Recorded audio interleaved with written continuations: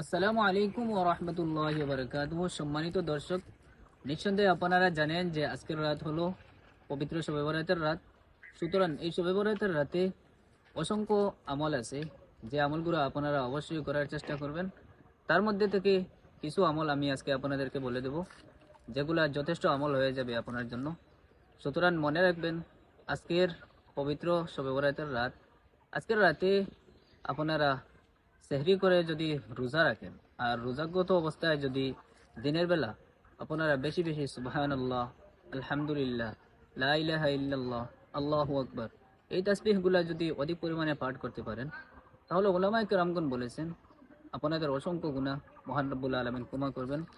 সুতরাং আমি বলবো সবাইকে যথেষ্ট পরিমাণ চেষ্টা করবেন, বিশেষ করে আজকের রাতের বেলা বেশি বেশি যেন নফল ইবাদত করা যায়, বেশি বেশি আল্লাহ পাকের কাছে দোয়া করবেন, বেশি বেশি নিজের গুনাহের জন্য ক্লান্ত মন নিয়ে আল্লাহর কাছে কান্নাকাটি করবেন।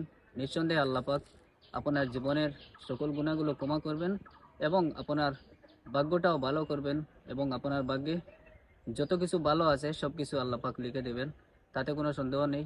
সুতরাং যতটুকু সম্ভব বেশি বেশি ইবাদত করার চেষ্টা করবেন, আর আল্লাহ পাককে বেশি বেশি রাজি খুশি করার চেষ্টা করবেন।